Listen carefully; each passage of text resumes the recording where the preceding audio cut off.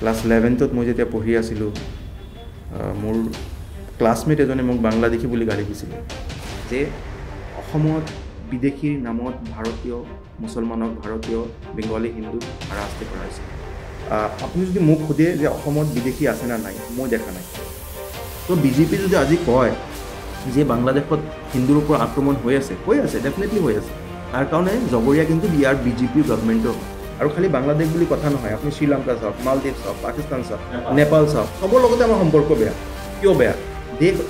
এটা যদি আপুনি দেশ চলাবলৈ যায়, দেশটো আপুনি বৰবাদ কৰিছেই, মণিপুৰলৈকে আপোনালোকে বৰবাদ কৰি দিছে। আৰু আশে পাশৰ যিমান দেশ আছিলে যাৰ লগত মানে আমাৰ ভাল ৰিলেশ্যনশ্বিপ আছিলে, আজি কাৰো লগত ভাল ৰিলেশ্যন নাই। খুদ আমাৰ অসমৰ মুখ্যমন্ত্ৰী তেওঁ কি ধৰণে আমাক গালি গালাজ কৰি থাকে,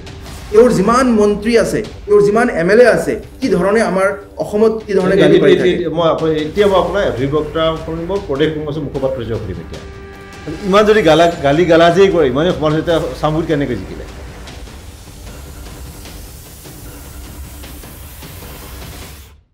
নমস্কাৰ, প্ৰাগ ডিজিটেলৰ দেওবাৰৰ বিশেষ অনুষ্ঠান কথাশিল্পীলৈ আপোনালোকক স্বাগতম। আজি আমি এজন বিশেষ ব্যক্তিৰ সৈতে কথা পাতিব ওলাইছোঁ। আমান ৱাদুদ, এজন অধিবক্তা, গুৱাহাটী উচ্চ ন্যায়ালয়ৰ প্ৰদেশ কংগ্ৰেছৰ মুখপাত্ৰ আৰু মানুহৰ অধিকাৰৰ হৈ পেলাই, সাধাৰণ মানুহৰ অধিকাৰ হৈ পেলাই বিভিন্ন ক্ষেত্ৰত মাত দি আহিছে। আমেৰিকাৰ টেক্সাছ ইউনিভাৰ্চিটিৰ পৰা তেওঁ LLM কৰিছে আৰু আমেৰিকাৰ গভৰ্ণমেণ্টে, চৰকাৰে তেওঁক ফুল ব্ৰাইট স্কলাৰশ্বিপ দি পেলাই তেওঁক পঢ়িবলৈ লৈ গৈছিলে। আৰু সেই স্কলাৰশ্বিপ পোৱা দুজন বিশেষ ব্যক্তি হৈছে ঋষি সোনাক, ব্ৰিটেইনৰ প্ৰধানমন্ত্ৰী, আৰু বাংলাদেশৰ তদানীন্তন চৰকাৰ এতিয়া গুৰিয়াল বুলি ক'ব পাৰি, মহম্মদ ইউনুছ। কথাশিল্পলৈ স্বাগতম। নমস্কাৰ, থেংক ইউ ফৰ হেভিং মি। এই যে তুমি আমেৰিকালৈ গ'লা, গৰৈমাৰীৰ সোণতলীৰ পৰা, গৰৈমাৰীৰ পৰা তুমি গ'লা, এই যাত্ৰাটো অকণ কোৱাচোন। মই আপোনাৰ টক শ্ব'টো ইমান দীঘল নহয় যে মই যাত্ৰাটো ক'ব পাৰিম, বাট চমুকৈ যাতে আমাৰ নতুন ল'ৰা ছোৱালীয়ে বহুতে বাটটো দেখা পায় কেনেকৈ যাব পাৰি। মই অধিবক্তা, মই বেংগলোৰৰ পৰা ল' কৰিছিলোঁ আৰু মই যি ধৰণে আমাৰ মানুহৰ ওপৰত যি অত্যাচাৰ চলি থাকে, আমাৰ অস্তিত্বক লৈ পেলাই, আমাৰ নাগৰিকত্বক লৈ পেলাই যি প্ৰশ্ন সদায় উঠি থাকে, আমাৰ মৰ্যাদা যি সদায় হানি হৈ থাকে, যিটো আমাৰ সাংবিধানিক অধিকাৰ, মানুহ এজন তাৰ পৰা বঞ্চিত কৰিব বিচৰা হয়, মাজে মাজে বিচৰা নহয়, বঞ্চিত কৰা হয়। সেইটো এটা অন্তৰ্নিহিত অধিকাৰ। আপুনি মই জন্ম লোৱাৰ লগে লগে এজন ভাৰতীয় মানুহে পোৱা অধিকাৰ, চবেই, ভাৰতীয় হওক নন ভাৰতীয় হওক, যিকোনো মানুহ এটা, প্ৰাণী এটা জন্ম হোৱাৰ লগে লগে যিটো ফাৰ্ষ্ট অধিকাৰ পায় সেইটো হ'ল সন্মানেৰে মৰ্যাদাৰে জীয়াই থকাৰ অধিকাৰ। সেই অধিকাৰ মোৰ জাতিৰ সদায় উলংঘন কৰা হয়। আৰু মই মাজতে মই ৰাখিছোঁ, খোজোঁ, এই যে তুমি ক'লা যে জীয়াই থকাৰ অধিকাৰ, সন্মান সহকাৰে জীয়াই থকাৰ অধিকাৰ, সন্মানেৰে এইটোত পৰা মানে সদায় উলংঘন হৈছে অসমত বিশেষকৈ বুলি তুমি কৈছা, ক'ব বিচাৰা। এইটো কেতিয়ামানৰ পৰা আৰম্ভ হৈছে এই ধৰণৰ এই প্ৰৱণতাটো? এইটোতো মানে ইয়াৰ ইতিহাস আছে, মই ইতিহাসলৈ যাব নিবিচাৰিম, কাৰণ like I say the length of the show' is too short. মই উপলব্ধি কৰিছোঁ যিদিনাখন মই ক্লাছ 10 মই গৰৈমাৰীৰ পৰা মেট্ৰিক পাছ কৰি ইয়ালৈ আহিছিলোঁ। ক্লাছ 11ত মই যেতিয়া পঢ়ি আছিলোঁ মোৰ ক্লাছমেট এজনে মোক বাংলা দেখি বুলি গালি দিছিলে। মই সেইদিনাখন ফাৰ্ষ্ট উপলব্ধি কৰিছিলোঁ। এইটো ক্লাছ 11ত? ক্লাছ 11ত। ক'ত দি কৈছিলে এইটো? মোৰ কলেজত। হয়। মোৰ এজন বেটচমেটে হয় মোক বাংলা দেখি বুলি গালি দিছিলে। সেইদিনাখন মই ফাৰ্ষ্ট উপলব্ধি কৰিছিলোঁ, বা তাৰ ইমিডিয়েটলি অলপ মই শ্বকড হৈছিলোঁ, বাট লাহে লাহে মই উপলব্ধি কৰিছিলোঁ যে মোৰ যি সন্মানেৰে জীয়াই থকাৰ যি অধিকাৰ, সেইটো উলংঘন কৰা হৈছে। আৰু যেতিয়া মই পঢ়া শুনা ষ্টাৰ্ট কৰিলোঁ, ইতিহাস জানিবলৈ চেষ্টা কৰিলোঁ, কি ধৰণে আইনীভাৱে আমাক হাৰাশাস্তি কৰা হয়, আইন দেখাই পেলাই ডিউ প্ৰচেছৰ অজুহাতত যি আমাক হাৰাশাস্তি কৰা হয়, যি আমাৰ মৰ্যাদা সদায় উলংঘন কৰা হয়, মই তাৰ ওপৰত মোৰ কাম কৰাৰ সদায় ইচ্ছা আছিলে। অধিবক্তা হোৱাৰ পাছত মই দিল্লীলৈ গৈছিলোঁ। দিল্লীত মই সুপ্ৰিম কোৰ্টত 2.5 বছৰ কাম কৰিছিলোঁ। তাৰ পৰা মই ৰিয়েলাইজ কৰিলোঁ যে মই মোৰ গৃহ ৰাজ্যত যাব লাগিব যদি মই মোৰ মানুহৰ কাৰণে মই কাম কৰিব বিচাৰোঁ। ইয়াত আহি পেলাই মই প্ৰাইমাৰীলি মই নাগৰিকত্বৰ কেছবোৰ কৰিছোঁ, যিবোৰ মানুহক ভোটাৰ সজুৱাই, যিবোৰ মানুহক বৰ্ডাৰ পুলিচে বিদেশী সজুৱাই। যিদিনাখন মই ফাৰ্ষ্ট কেছটো পাইছিলোঁ 2014, সেইদিনাখন মই ভাবিছিলোঁ যে যদি মোৰ বেটচমেট বৰ্ডাৰ পুলিচ হ'লহেঁতেন, চাগে মই আজি ফৰেনাৰ্ছ ট্ৰাইব্যুনেলত গৈ পেলাই মোৰ নাগৰিকত্বক ডিফেণ্ড কৰিবলগীয়া হ'লহেঁতেন। চ' তেতিয়াৰ পৰা মই নাগৰিকত্বৰ কেছ কৰি আছোঁ আৰু কোৰ্টৰ বাহিৰে কোৰ্টৰ ভিতৰে মই বিভিন্ন ঠাইত গৈ পেলাই বিভিন্ন ইউনিভাৰ্চিটিত ইনক্লুডিং ইউচাৰ্ভ কমিটি, যিটো আমেৰিকান গভৰ্ণমেণ্টৰ যিটো ৰিলিজিয়াছ ফ্ৰীডমৰ কমিটি হয়, তাত মই চিটিজেনশ্বিপৰ যিটো তেওঁলোকৰ হিয়াৰিং আছিলে তাত মই টেষ্টিফাই কৰিছোঁ কেপিটেল হিলত। চ' বিভিন্ন ঠাইত লেখা মেলাৰ জৰিয়তে, এডভোকেচিৰ জৰিয়তে মই এইটো ক'বলৈ চেষ্টা কৰিছোঁ যে ভাৰতীয় মানুহক অসমত বিদেশী হিচাপে হাৰাশাস্তি কৰা হৈছে। আমাৰ যি সন্মানেৰে মৰ্যাদাৰে যি জীয়াই থকাৰ অধিকাৰ, যি আমাৰ জন্মগত অধিকাৰ আৰু যি অধিকাৰ সংবিধানে সন্নিৱিষ্ট কৰিছে, কনফাৰ্ম কৰিছে,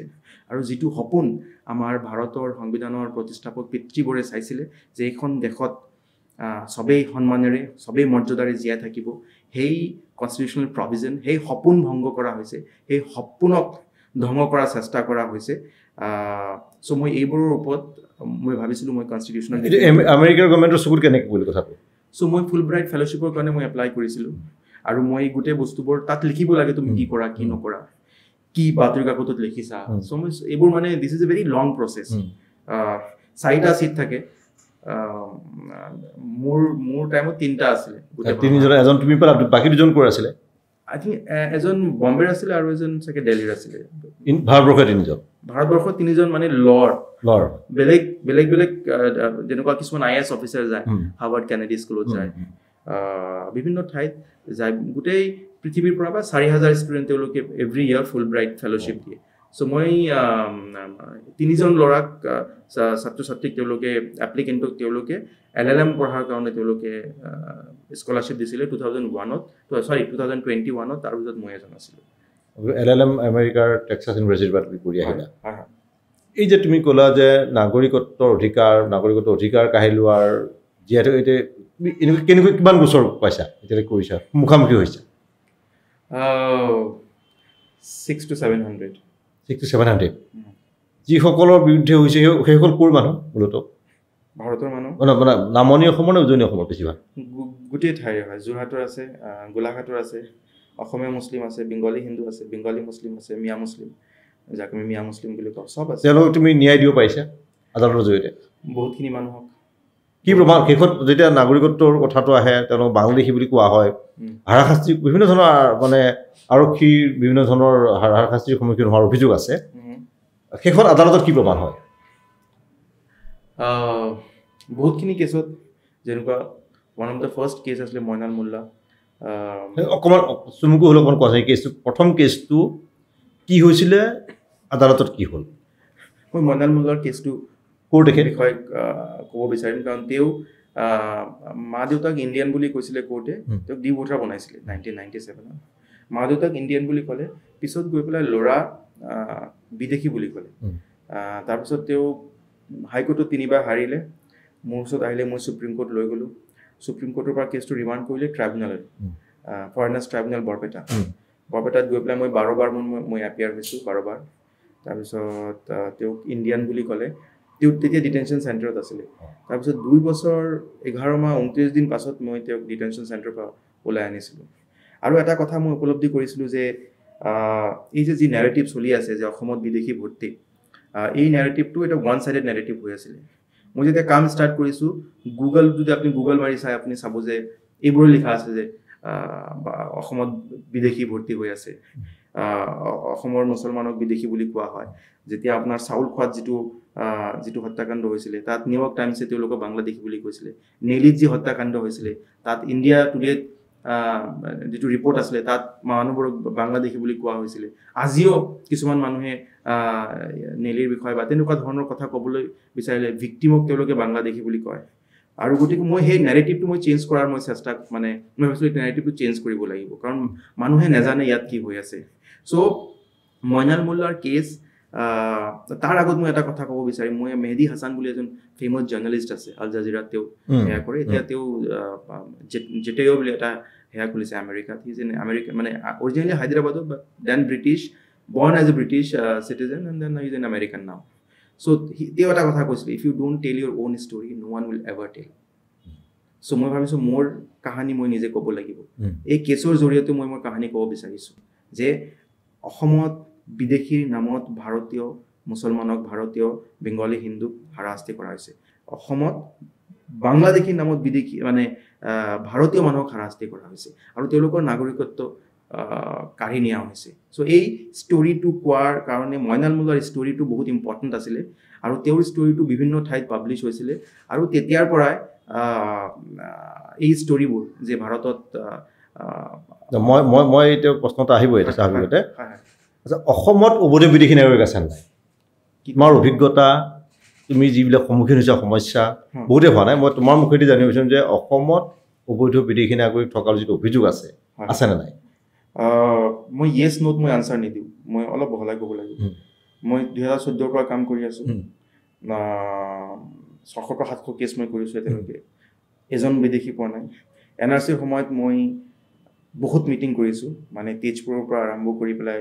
কোকৰাঝাৰলৈকে মই মিটিং কৰিছোঁ বেছিভাগ মাইনৰিটি ডমিনেটেড এৰিয়াছত মই এটা বিদেশী পোৱা নাই এজন মানুহ পোৱা নাই যাৰ ডকুমেণ্ট নাই দুজন মানুহ পাইছিলোঁ মই প্ৰবাবলি 1 লাখ মানুহৰ লগত মই লগ পাইছোঁ বা কথা পাতিছোঁ দুগৰাকী মানুহ পাইছিলোঁ মহিলা মানুহ এজন অৰফান আছিলে বাপেক মাম 1966 আগত ঢুকাইছিলে NRCত নাম নাছিলে আৰু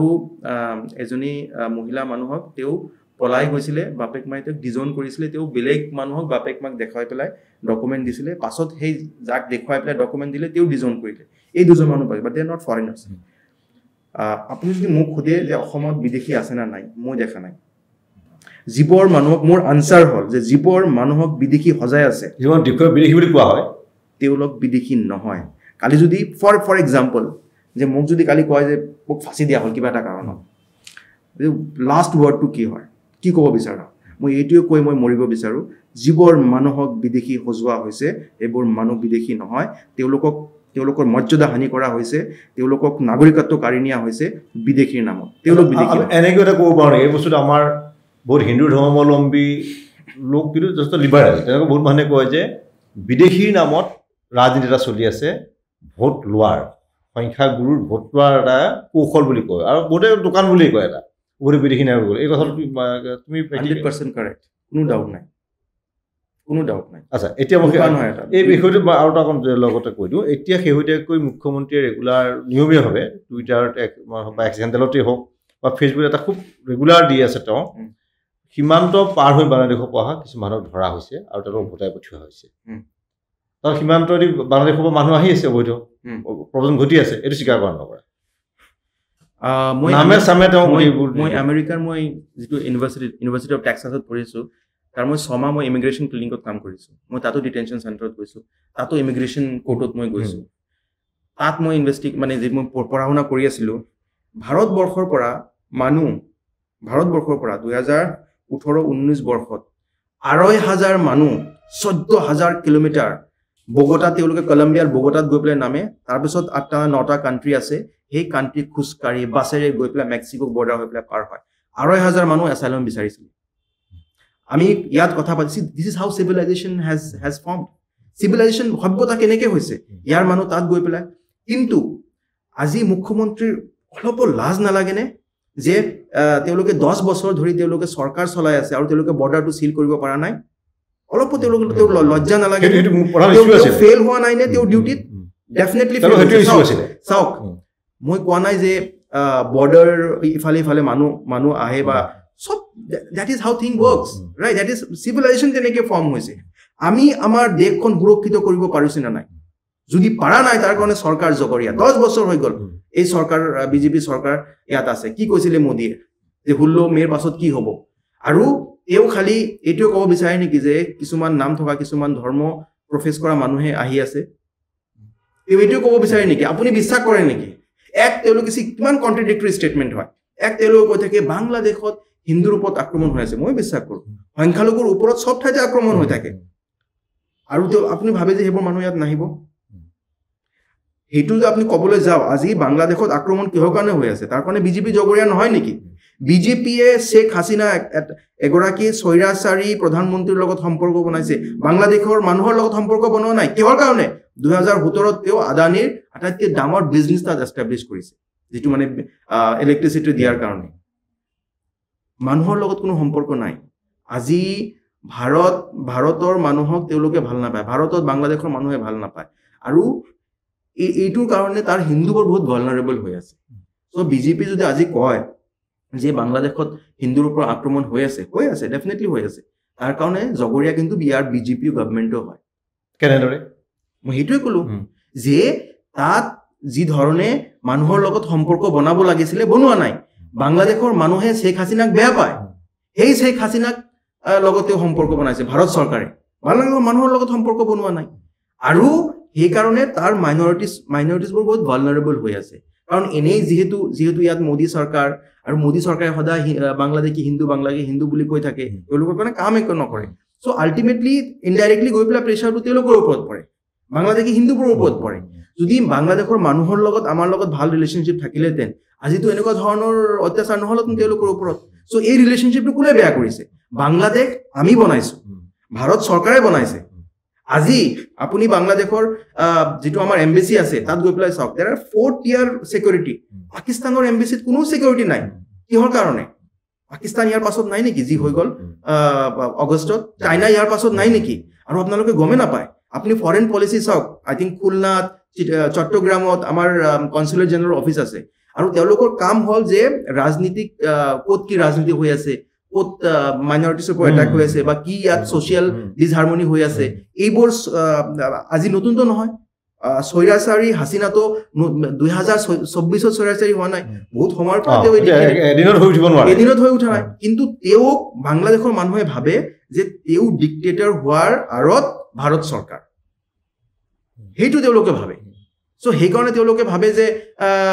যিমান মানুহ ভাৰত চৰকাৰ যাক সাপোৰ্ট কৰে আমি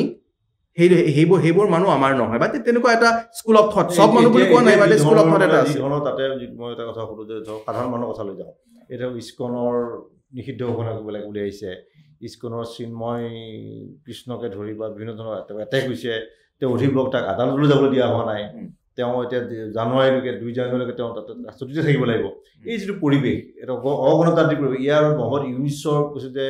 হিন্দু বা ভাৰত বিৰোধী এটা তেওঁৰ স্থিতি থকা বুলি অভিযোগ এটা ওলাইছে এই গোটেই বস্তুটো আমাৰ মহলৰ দৃষ্টিত কি হ'ব মই অলৰেডি আপোনাক বুজালো যে ইয়াৰ আৰত বিজেপিৰ ফেইলাৰ বিজেপিৰ ফৰেন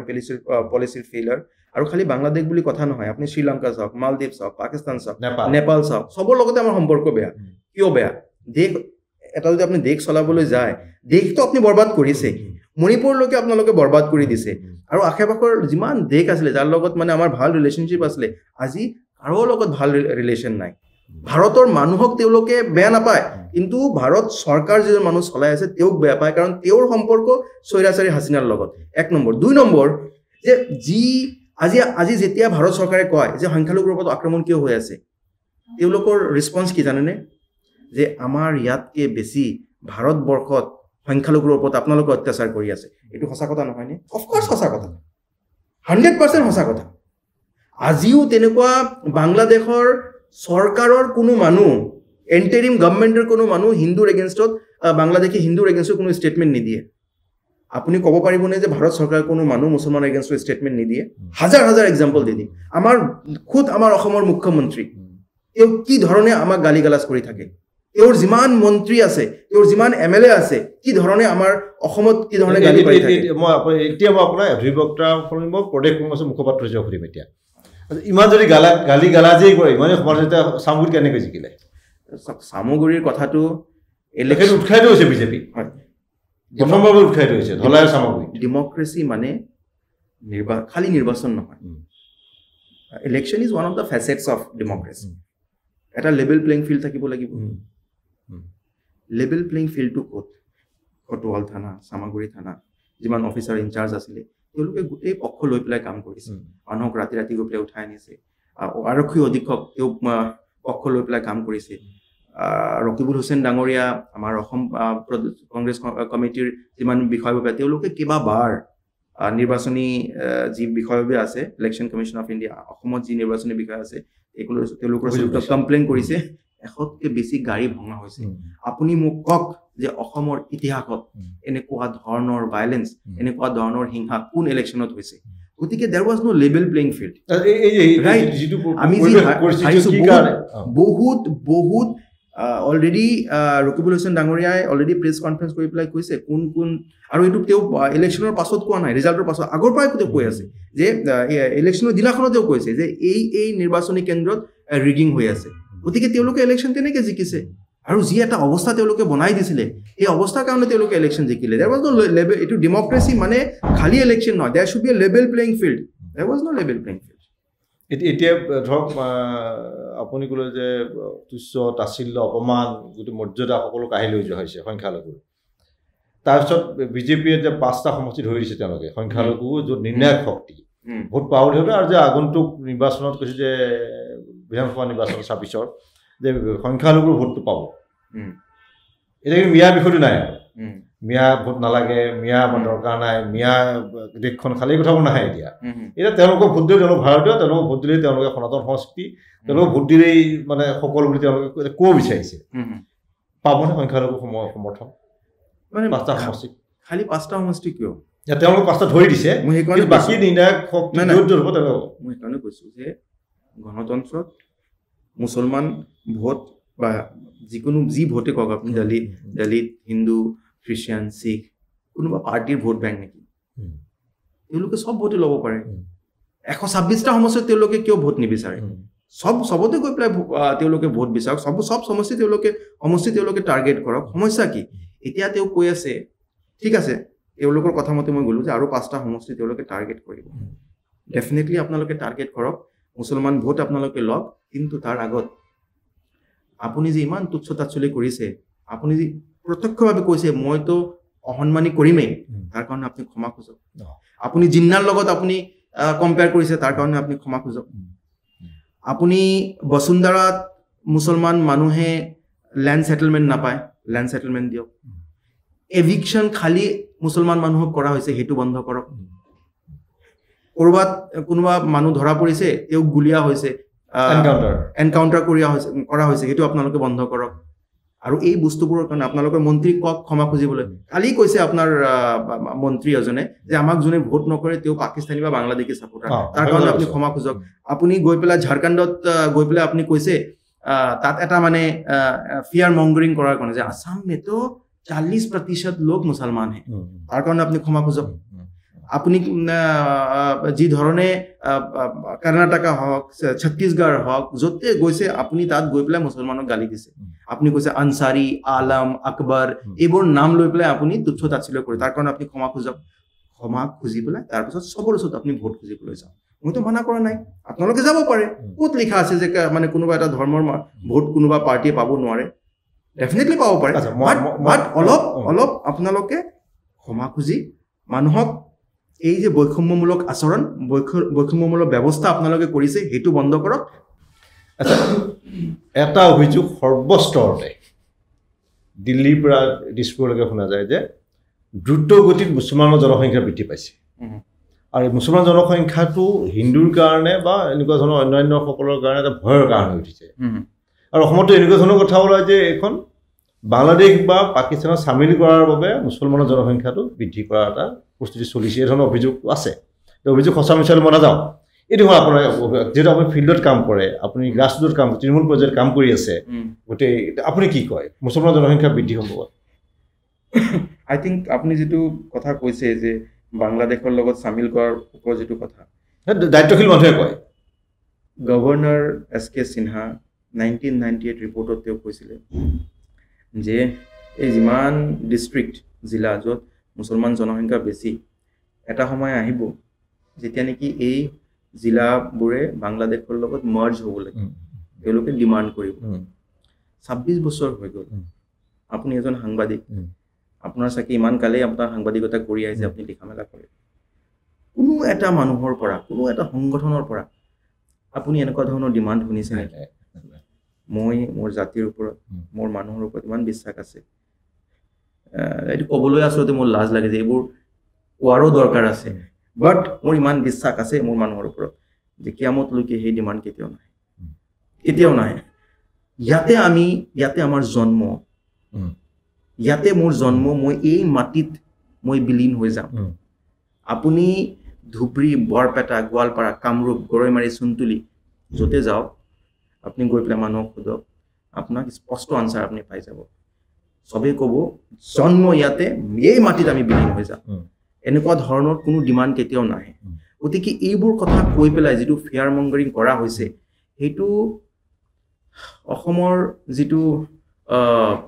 ছ'চিয়েল ফেব্ৰিক, যিটো সামাজিক যিটো অন্তৰ্গাঁথনি, সেইটো ডেমেজ কৰা হৈছে আচলতে। এই মিছা কথাবোৰ উদ্দেশ্যটো কি? উদ্দেশ্যবোৰ সেই ফেয়াৰ মংগাৰিং, মুছলমানৰ ওপৰত এটা হেট্ৰেড আনিব লাগে, ঘৃণা এটা আনিব লাগে, হিন্দু ভোটটো পায় আৰু ভয় খাব লাগে, পলিটিক্স। এইটো মানে বেচিকেলি মানে মুছলমানৰ ওপৰত এটা ফেয়াৰ, মানে মুছলমানৰ নাম লৈ পেলাই ফেয়াৰ মংগাৰিং এটা কৰাব লাগে, যে ভয় দেখাব লাগে, চাওক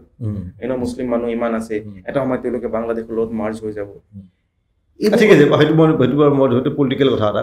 মুছলমানৰ জনসংখ্যা বৃদ্ধিত আপুনি কি বুলি কয়? জনসংখ্যাৰ আঁৰত কাৰণবোৰ কি? মূলতঃ কি কাৰণে হৈছে এইটো? লিটাৰেচি ৰেট,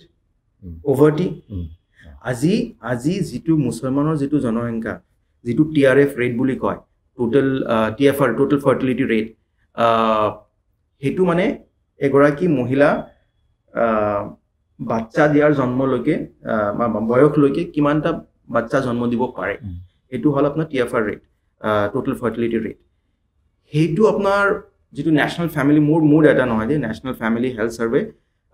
2005-2006 ডেটা 3.6 অসমৰ মুছলমানৰ এগৰাকী মুছলমান মহিলাই 3.6 মানে তেওঁৰ মানে সন্তান জন্ম দিব পাৰে। যিটো আপোনাৰ ৰিচেণ্ট যিটো national family health survey, survey 5, সেইটো 2019-20 সেইটো মতে 2.4 অসমৰ 2.4 কিমান তললৈ নামি আহিছে। কিহৰ কাৰণে? আজি মুছলমানৰ শিক্ষা দীক্ষা বাঢ়িছে, তেওঁলোকৰ অৰ্থনৈতিক অৱস্থা আজি ভাল। এই যে TFR ৰেটটো, এইটো খালি মুছলমানৰ মাজত বেছি নহয়, আপুনি SC ST আপুনি চাব, আপুনি দলিতৰ মাজত চাব, বিভিন্ন আপোনাৰ ৰাজস্থান, আপুনি ঝাৰখণ্ডত দুখীয়া মানুহৰ চাব একেই। যিটো আপোনাৰ যিটো আৰু এইবোৰ কাৰণত চাইল্ড মেৰিজটো বাঢ়ে। যদি লেখা পঢ়া নাথাকে, যদি ড্ৰপ আউট ৰেটটো বেছি, তেনেহ'লে চাইল্ড মেৰিজটো বাঢ়ি যায়। ৰাজস্থান, বিহাৰৰ যিবোৰ দুখীয়া মানুহ, আমাৰ ইয়াৰ যিবোৰ মুছলমান মানুহ, তেওঁলোকৰ অৱস্থা ইমানো বেছি 20 বছৰ আগলৈকে ইমান বেছি পাৰ্থক্য নাছিলে। সেইকাৰণে এই পপুলেশ্যনৰ ৰেটটো, TFR ৰেটটো বেছি আছিলে। আজি সেইটো মানে সাংঘাতিকভাৱে সেইটো কমি আহিছে। তাৰ কাৰণ এইটোৱে যে শিক্ষা দীক্ষা বাঢ়ি আছে, মানুহৰ অৰ্থনৈতিক অৱস্থা বাঢ়ি আছে। চৰকাৰে এইটো লৈ পেলাই আমাক টাৰ্গেট কৰিব বিচাৰে, মুছলমানক টাৰ্গেট কৰিব বিচাৰে। কিন্তু তেওঁলোকে কি কৰা উচিত? এই যে তেওঁলোকে চাইল্ড মেৰিজৰ নামত ইমান মানুহ এৰেষ্ট কৰিলে, চাইল্ড মেৰিজ বন্ধ হ'ব লাগে, ন' ডাউট। বাট আপুনি মানুহক ক্ৰিমিনেলাইজ কৰি পেলাই আপুনি এইবোৰ সামাজিক যিবোৰ এভিল, ছ'চিয়েল এভিল আপুনি শেষ কৰিব নোৱাৰে। কিয়? হিমন্ত বিশ্ব শৰ্মা ডাঙৰীয়াই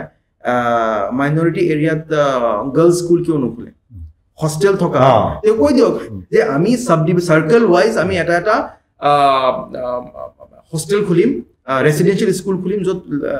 লেখা পঢ়া ফ্ৰী হ'ব। তেওঁ কিয় নকৰে? সেইটো কৰক, সেইটো কৰি দেখাওক। কাৰণ এইবোৰ কাৰণ যদি আপোনাৰ লিটাৰেচি ৰেটটো বাঢ়ি যায়, পাৰ্টিকুলাৰলি মহিলাৰ মাজত, তেতিয়া আপোনাৰ এই TFR ৰেটটো অট'মেটিকেলি কমি যাব। এইটো চাইণ্টিফিক ৰিজন হয় এটা। গতিকে কিন্তু তেওঁলোকৰ মুখ্যমন্ত্ৰী ডাঙৰীয়াই খালি এটা মানে টাইম টু টাইম তেওঁৰ যিটো বাল্য বিবাহ, মই তাৰ লগতে আপোনাক কৈ দিওঁ যে এতিয়া ধৰক মই এনেকুৱা দেখিছোঁ যে 40-45 বছৰলৈকে দিল্লী ইউনিভাৰ্চিটি বা ফৰেইনত ইউনিভাৰ্চিটিত পঢ়ি থকা ছোৱালী আছে, বিয়াৰ কথা ভবাই নাই। শিক্ষা সংস্থাপন কাম কৰাৰ, সামাজিকভাৱে কাম কৰা বহুত মই পাইছোঁ, তেনেকুৱা যুৱতী পাইছোঁ। মুছলমানো আছে, হিন্দুও আছে। তেওঁলোকে এইটো ছেকেণ্ডেৰী হৈ গৈছে জীৱনত কাম কৰে। সেই প্ৰৱণতাটো এইসকলৰ আহিব, ডেফিনেটলি আহিব। যেতিয়া শিক্ষা বাঢ়ি যাব, যেতিয়া শিক্ষা বাঢ়ি যাব, তেতিয়া এইটো আহিব যে সন্তান বিয়া হ'ব লাগে, সন্তান জন্ম দিয়ে। এই বস্তুটো এটা গৌণ বিষয় হৈ যাব। চহৰত যদি সেই পৰিৱেশটো খালি চৰকাৰে সৃষ্টি কৰিব লাগিব আপুনি আজিকালি চৰ চাপৰি এৰিয়াত মানে ইভেন মেইনলেণ্ড এৰিয়াত এই গোটেই স্কুলবোৰ মানুহে নিজৰ ইনিচিয়েটিভ লৈ পেলাই স্কুল কৰিছে কিন্তু চহৰৰ যিটো নেকি প্ৰপাৰ চৰ এৰিয়া তাত স্কুল বহুত কম মানে around 2 million মই নিজে চহৰত গৈছো বাৰু around 2 million people প্ৰায় 20 লাখ মানুহ আপোনাৰ চৌদিয়াৰ পৰা ধুবুৰীলৈকে চহৰত থাকে ইয়াৰ বেছি সংখ্যক মানুহে কিন্তু মুছলমান মানুহ তেওঁলোকৰ শিক্ষাৰ এক্সেছ টু এডুকেশ্যনটো ক'ত এক্সেছ টু এডুকেশ্যনটো নাই তেওঁলোকৰ গতিকে মুখ্যমন্ত্ৰী ডাঙৰে সেইবোৰৰ ওপৰত কাম কিয় নকৰে তেওঁলোকৰ টাইম টু টাইম তেওঁ এটা অস্ত্ৰ লাগিব অস্ত্ৰ বনাই পেলাই তেওঁলোকে মুছলমানক টাৰ্গেট কৰা এটা চেষ্টা কৰিব এইটোৱে তেওঁৰ কনষ্ট্ৰাকটিভ কিবা এটা সলিউশন তেওঁৰ হাতত নাই এতিয়া আমি বিচাৰিম যাতে হিন্দু মুছলমান সাধাৰণ নাগৰিকে সত্য আপুনি কোৱা কথাটো বা তুমি কোৱা কথাটো মানে অনুভৱ কৰিব পাৰিলে হয় কিন্তু মই আৰু এটা কথা লাগিব অকণ বেলেগ বিষয়টো বদৰুদ্দিন আজমল সংখ্যালঘুৰ অবিসম্বাদী নেতা মানি লোৱা নাই তেওঁ মৌলানা হয় দেওবন্দৰ পৰা মৌলানা পাছ কৰিছে তাৰ কাৰণে মই তেওঁক সন্মান কৰোঁ তেওঁৰ বিজনেছ বহুত ভাল আজমলৰ পাৰফিউম সাংঘাতিক ডাঙৰ বিজনেছ তেওঁ প্ৰধানমন্ত্ৰীৰ মুখলৈ উপহাৰ দিয়ে গুড লাক টু হিম বহুত মানুহক তেওঁ চাকৰি দিছে good luck to him but তেওঁ পলিটিক্সতো আহিব নালাগিছিলে তেওঁৰ যদি এটা পিছপৰা সমষ্টি লোকসভা ধুবুৰী তেওঁ 4টা কাৰ্যকাল তেওঁ সাংসদ হৈ থাকিল তুমি যিহেতু ঘূৰিছা ফিল্ডত গৈছা এই যে 20 বছৰ তেওঁলোকৰ জীৱনৰ সেই সংখ্যালঘু নাগৰিকৰ জীৱনৰ তেওঁ সাংসদ হ'বৰ দিনা যিজনী ছোৱালী জন্ম হৈছিলে আজি তাই 20 বছৰ জোৱান পুৰত বয়সৰ এই যে 20 বছৰ সংখ্যালঘু নাগৰিকৰ অসমৰ জনজীৱনৰ তেওঁৰ জীৱনৰ সংখ্যালঘু মানুহৰ কি এনেকুৱা কাম কৰে এটা এনেকুৱা কাম কৰে যিটো কাম সাংঘাতিক কাম কৰে যিটো আজিৰ পৰা 100 বছৰ পিছতো মানুহ যিহেতু বদৰুদ্দিন আজমল কৰিছে কাম আছে নেকি বা চাওক মই যে আপোনাক ক'লোঁ যে 2014লৈকে তেতিয়ালৈকে গুগল হিটত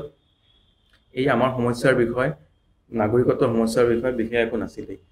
বাহিৰৰ মানুহবোৰে জেনেৰেলি এইটোৱে ভাবিছিলে যে অসমত বিদেশী ভৰ্তি তেওঁ এজন MP হিচাপে তেওঁ কি কৰিছিলে মই ধুবুৰীৰ কথা তেওঁ MP হিচাপে কি কৰিছে কি নকৰিছে ধুবুৰীবাসীয়ে ভালদৰে জানে কিন্তু আমাৰ যি সমস্যা মূল সমস্যা প্ৰধান সমস্যা বহুত ধৰণৰ সমস্যা আছে তেওঁৰ I think UDF if my memory serves me right I think সামাজিক ন্যায় আৰু কিবা তেওঁলোকৰ এটা টেগলাইন আছে মানে দিছ ইজ লাফেবল তেওঁ সামাজিক ন্যায়ৰ কাৰণে কি কাম কৰিছে তেওঁ আমাৰ যিবোৰ সমস্যা তেওঁ এটা member of parliament very powerful post আৰু তেওঁৰ হিন্দী ভাল তেওঁ গোটেই পৃথিৱীত তেওঁ ঘূৰি থাকে গতিকে আমাৰ কাহিনীবোৰ তেওঁ ক'বলৈ সফল হৈছে নেকি the answer is a blunt no 1 number তেওঁৰ ভাতৃয়ে কয় যে Himanta Biswa Sarma is the best chief minister in Assam তেওঁ he also' talks like a fan boy of Himanta Biswa Sarma ৰাজ্যসভাৰ ইলেকশ্যনত তেওঁলোকৰ MLA ভোট কৰা নাছিল নে ৰাষ্ট্ৰপতি ইলেকশ্যনত তেওঁলোকৰ MLA বিজেপিৰ কাৰণে ভোট কৰা নাছিল নে আৰু এইটো এটা অপেন চিক্ৰেট হয় যে চাচা মামা ভাই চবেই জানে গতিকে এই আজি যে তেওঁ 10 লাখ ভোটত হাৰিছে কিহৰ কাৰণে হাৰিছে মানুহৰ ক্ষোভৰ কাৰণে হাৰিছে মানুহ ইমান ক্ষোভিত হৈ আছে যে আপুনি ইমান দিন থাকি পেলাই আমাৰ কাৰণে এটা মাত্ৰ মাতিব নোৱাৰিলে আপুনি পাৰ্লিয়ামেণ্টত আপুনি দেখাই দিয়কচোন কেতিয়া তেওঁ আমাৰ কাৰণে মাত মাতিলে গতিকে এইটো মই ভাবোঁ যে তেওঁ বয়োজ্যেষ্ঠ মানুহ সন্মানেৰে মই তেওঁক কৈছোঁ যিটো মৰণা মানুহ সন্মানেৰে মই তেওঁক কৈছোঁ যে তেওঁ আই থিংক পলিটিক্সত সোমাব নালাগিছিলে আৰু এতিয়া সন্মান সহকাৰে তেওঁ পলিটিক্সৰ পৰা যোৱাটো বেছি ভাল হ'ব কাৰণ যি আশা তেওঁ মানুহক দিছিলে সেই আশাটো ধ্বংস কৰি দিছে মানে এইটো ভাষাত প্ৰকাশ কৰিব নোৱাৰি যে কি ধৰণে তেওঁ সেই আশাক ধ্বংস কৰিছে যি আশা আমাৰ আছিলে এজন নেতাৰ পৰা মানুহৰ যি আশা আছিলে এই মাৰ্জিনেলাইজ কমিউনিটিৰ এই আশাৰ ওপৰতো একদম থিয় হ'ব পৰা নাই ৰাদাৰ গৈ পেলাই সেইবোৰ মানুহৰ লগত মিলি আছে যিবোৰ মানুহে আমাক সদায় তুচ্ছ-তাচ্ছিল্য কৰি থাকে কিহৰ কাৰণে এপাৰেণ্টলি তেওঁৰ বিজনেছটো আগবঢ়োৱাৰ কাৰণে মানে there is nothing more business ভাল কিন্তু সংখ্যালঘু নাগৰিক depressing than this nothing more shameful than this ধন্যবাদ আমান বহুত কথা পাতিলো আমেৰিকা ইউনিভাৰ্চিটি টেক্সাছলৈ যোৱাৰ পৰা সংখ্যালঘু চৰ্চাপৰি মানুহলৈকে আমি আকৌ এদিন কথা পাতিম মই ভাবিম যে যিটো আমাৰ এটা পৰিৱেশ সৃষ্টি কৰি পেলোৱা হৈছে যে বাংলাদেশী মানুহে ভৰি আছে মানে সংখ্যালঘু মানে মিয়া সংখ্যালঘু মানে পাকিস্তানী সংখ্যালঘু মানে বাংলাদেশ প্ৰীতি এই ধৰণৰ কিছুমান বস্তু চলি আছে গতিকে এজন শিক্ষিত যুৱক হিচাপে তুমি বাস্তৱত কি দেখিছা পৃথিৱীখন ঘূৰিছা অসমত দেখিছা গোটেই বস্তুটো তোমাৰ দৃষ্টিৰে কোৱা কথাখিনি তুমি কোৱা কথাখিনি যে মই ভাবোঁ যে এটা নতুন বাট কাটিব ধন্যবাদ Thank you for having me. I am deeply honored. Thank you.